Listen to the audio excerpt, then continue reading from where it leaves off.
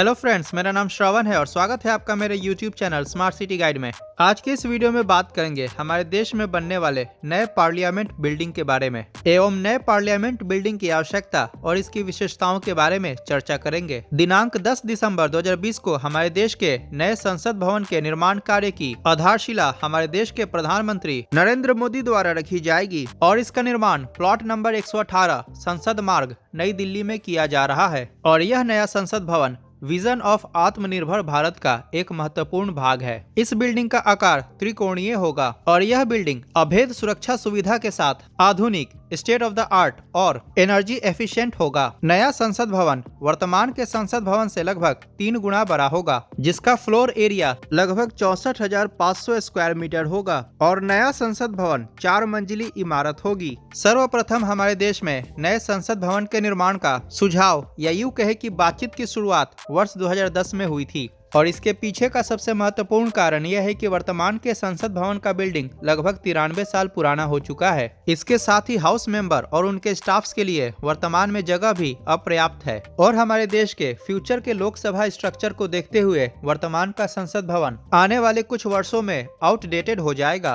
और फ्यूचर के number of MPs को एकोमोडेट करने में असक्षम साबित होगा। इन्हीं सब परिस्थितियों को देखते हुए केंद्र सरकार ने वर्ष 2019 में सेंट्रल विस्टा रीडेवलपमेंट प्रोजेक्ट को लॉन्च किया एवं सेंट्रल विस्टा रीडेवलपमेंट प्रोजेक्ट के अंतर्गत राजपथ का सुधार from Rashtrapati Bhavan to India gate, जिसकी लंबाई लगभग 3 किलोमीटर है, प्रधानमंत्री के लिए नया ऑफिस और रेजिडेंस बिल्डिंग का निर्माण, नए पार्लियामेंट बिल्डिंग का निर्माण जिसकी चर्चा इस वीडियो में की जा रही है और 10 दिसंबर 2020 को नए संसद भवन के निर्माण की आधारशिला पीएम मोदी द्वारा रखी जाएगी। इसके साथ ही सेंट्रल विस्टा रीडेवलपमेंट प्रोजेक्ट में सिंगल सेंट्रल सेक्रेटेरिएट के अंतर्गत मिनिस्टेरियल बिल्डिंग्स का निर्माण भी किया जाएगा। सेंट्रल कॉन्फ्रेंस सेंटर का भी निर्माण किया जाएगा। इस प्रकार कुल मिलाकर लगभग 44 बिल्डिंग्स का निर्माण किया जाएगा सेंट्रल विस्टा रीडेवलपमेंट प्रोजेक्ट के अंतर्गत और यह प्रोजेक्ट लगभग 4 स्क्वायर किलोमीटर एरिया में फैला होगा और आने वाले 150 से 200 वर्षों तक यह हमारे देश को सेवा प्रदान करने में सक्षम होगा। इतना ही नहीं, इस प्रोजेक्ट के अंतर्गत लगभग 1000 से ज्यादा पेड़ों को भी लगाया जाएगा। सेंट्रल विस्टा प्रोजेक्ट के निर्माण में लगभग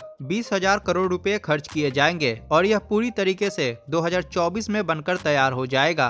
अब इस वीडियो में आगे बात करते हैं नए संसद भवन के विशेषताओं के बारे में। सेंट्रल विस्टा रीडेवलपमेंट प्रोजेक्ट के अंतर्गत बनने वाले नए संसद भवन में 888 लोकसभा चेंबर सीट्स और 384 राज्यसभा चेंबर सीट्स का प्रावधान होगा और भविष्य में जरूरत पड़ने पर न्यू पार्लियामेंट बिल्डिंग में 1224 लोकसभा चेंबर सीट्स तक इनहैंस किया जा सकता है। अतः नए संसद भवन में 1224 एमपीज के बैठने का प्रावधान होगा। जैसा कि आपको पता है कि वर्तमान में हमारे देश में 545 लोकसभा एमपीज की सीट और राज्यसभा में 245 सीट है और वर्तमान की प्रणाली 1971 के सेंसस के अनुसार चल रहा है और उम्मीद है कि 2021 के सेंसस के बाद हमारे देश में मेंबर ऑफ पार्लियामेंट के सीट में बढ़ोतरी की जाएगी और 2026 तक एक्सपेक्टेड है कि लोकसभा में मेंबर ऑफ पार्लियामेंट की 848 सीट्स हो सकती है। अतः 2029 का लोकसभा चुनाव 848 सीट पर हो सकता है।